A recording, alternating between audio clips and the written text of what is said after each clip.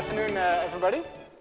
First of all, you're sitting right here. I was looking for you. I wanted to thank Burak for having us here again today. When you travel around the world like me,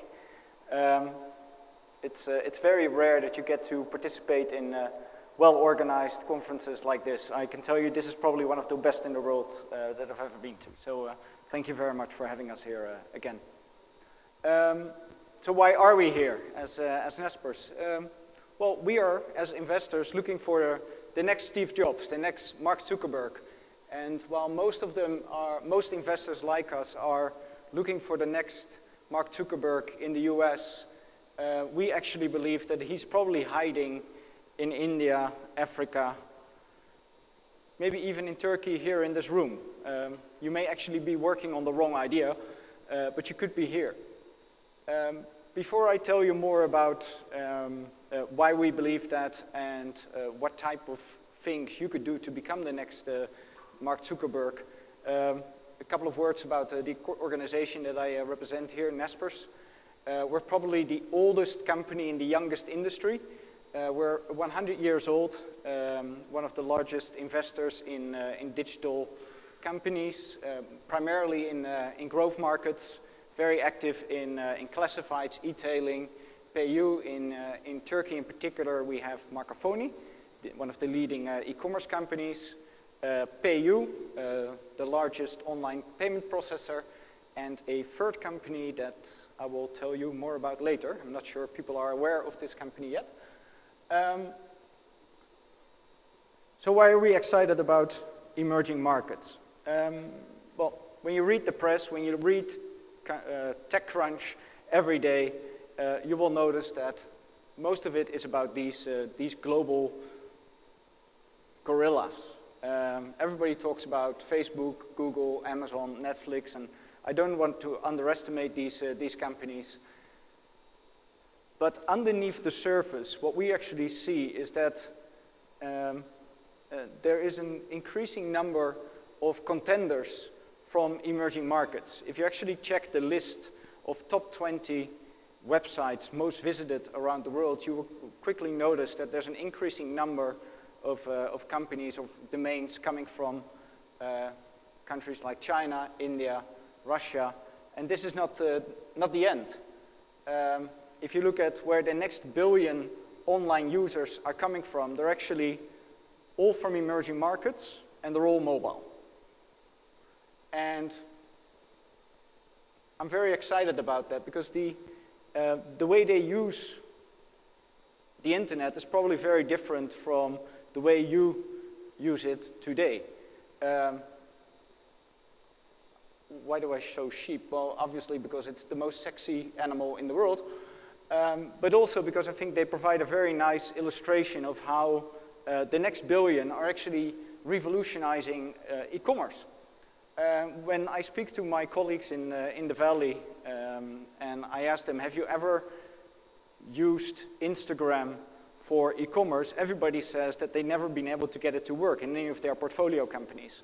Well, you are from this region, but I just came from Iran, and when I speak to some of the e-commerce companies there, we actually learned that some of them have 40% of their sales coming from Instagram. I'm a huge believer in this because in Instagram, right, if you're from emerging markets and you haven't had the pleasure of going to school and the only two English words you know are sheep and sell, and you know your mobile number, you can actually open a shop on Instagram and look at the number of users or followers that this guy has, right? 2,500 followers. This is not the same as Amazon, but it's more than this guy will find in his local marketplace. Oh, yeah. So we are very excited about the opportunity that mobile provides. All of the growth we see right now on mobile, online, is actually coming from mobile. But as a strategist like me, mobile is also a very scary world. And I started to illustrate, it's a very detailed page. Let me walk you through it step by step. But it's actually a hyper-competitive environment that doesn't allow a lot of room for copycats. All the way on your left, you see that all the growth in traffic basically is coming from mobile. And this is even going to accelerate in the future. But what I find particularly intriguing is the middle chart. Whereas these are all the top sites in e-commerce in the US. And on desktop, you actually see that it's 10 e-commerce sites that get a pretty good share out of the total pie. On mobile, the way people use mobile for shopping, it's actually very different. There's only room for 1 or 2 apps maximum. People don't shop around, and on a desktop you can easily go from one site to another. That doesn't happen on a mobile, let alone on the mobile that people have in emerging markets where it hardly fits one app. Yeah? So in emerging markets and on mobile, you really need to be number 1 or number 2. The rest, it doesn't matter. And it's even scarier than that, because also the top 20 gets very easily disrupted. As soon as there's a new app that is a little bit better at the user experience, or that allows people to make a store online a little bit easier than another app, you very easily get disrupted. So very exciting, but potentially also a scary environment. That is why we, as Naspers, we always push our portfolio companies to really be there in every category where we participate to have the number 1 mobile app. One exciting illustration that hopefully maybe provides a little bit of inspiration for everybody here was a bold move that Flipkart made. Flipkart, for people that don't know, it's basically the Hepsiburada, the Amazon of India, and they're really in a head-on battle with Amazon at the moment. It's a big battle with a lot of blood and a lot of money involved over who gets the number 1 position in this huge market, India. Flipkart actually made a huge, I think, very bold move by saying there's probably hardly anyone that's better at doing e-commerce on desktop than Amazon. But what we see in India is that 80% of the traffic, 80% of the sales are actually happening on mobile. And they completely shifted, and this is bold, all their development efforts towards mobile, and they went app only. They decided not to support the desktop anymore, but they went for mobile, and now you see that on their mobile app, they're actually 4 or 5 times bigger than Amazon, and this is where the future is. So they resist the power of Amazon in that market very well at the moment. Another, I think, example of where emerging market players are really leading the way is one of our other portfolio companies, WeChat. For the people that don't know, WeChat is basically WhatsApp for China or Facebook Messenger for China. But I would really encourage everybody here, if you haven't heard of WeChat, read up on them, because this is the future of Facebook Messenger. This is what Facebook Messenger wants to be. They started as a simple messaging app, as really a copycat of WhatsApp, but they took it to a whole different level. And currently, WeChat is basically an internet within an internet, where you can do all your shopping, all your booking of taxis, of movies. You can do all your banking, all your insurance via a messaging app. Just to give you an indication of the scale of this thing, everybody in China that breathes and that is above 14 years old uses WeChat. They currently have 650 million users, and I need to breathe here. They did in 1 week, around the Chinese New Year, 8 billion transactions over WeChat. That is more than PayPal did in a whole year. Yeah? These guys really are cracking it, and again, if you're not thinking about how you, with your startup, is going to do some of these things on Facebook Messenger soon, I really encourage you to start thinking about it very soon, because this is where the world is going to. Another source of inspiration of what these guys are doing, they're actually making it very easy for WeChat users to set up a store on WeChat. It's literally a 1-minute process. you take out your phone, you log in, you make a picture of the article you want to sell, type in the price, share it on social networks, and you're up and running. Again, to give you a sense of the scale of this thing in China right now, there's now more sales going through WeChat than over JD.com, which is the local Amazon. This basically inspired us, these examples from Flipkart and WeChat, to also make a fairly sizable investment in Letgo. Letgo is basically a mobile-only classifieds app.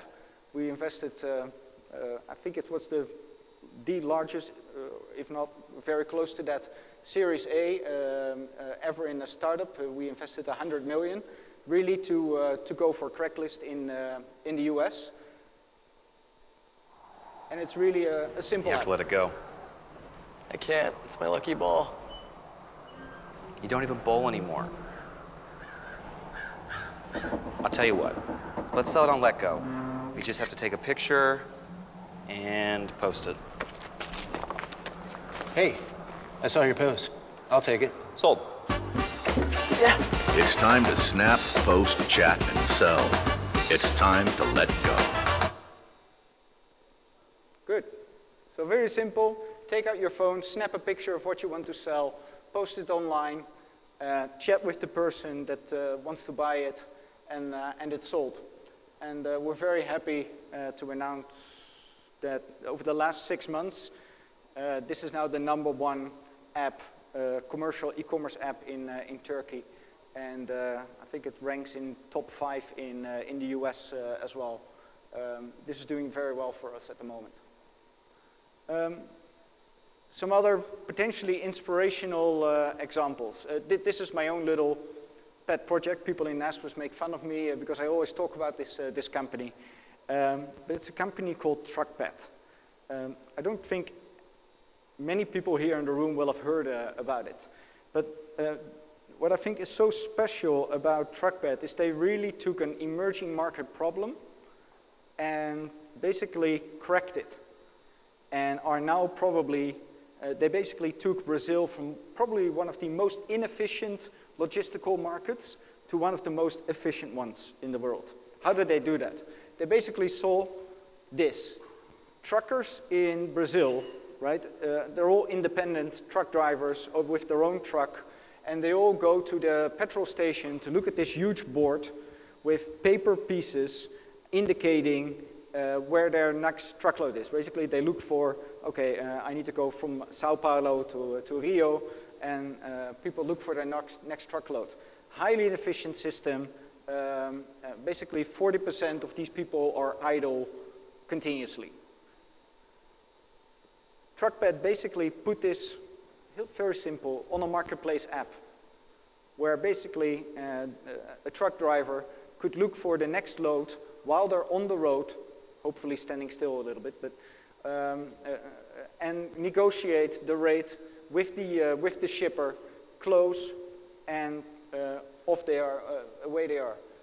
This is really growing exponentially now in Brazil with what I believe are really stellar numbers. They already, within a year, have national coverage. At any given moment, they've got 200,000 loads on their platform, and I think it's close to 80,000 truckers. It's 1/3 of all the truckers in Brazil now use this system. So really, within a year, 1.5 years, going from a completely paper system to this, I thought was really impressive. We're trying to let this one go a little bit further, but I think this one has international potential as well. The other example in our portfolio that I thought was inspirational was Redbus. Maybe some people have heard about this one. It's basically an Indian company that cracked the bus travel market in India. Also in India, huge market, super complex, total chaos. All these independent bus drivers, nobody has a schedule, nobody knows how to go from A to B. These guys basically aggregated all that information in one app and now dominate the space in in India, and these guys are rapidly internationalizing this proposition as well. So why did I choose these examples?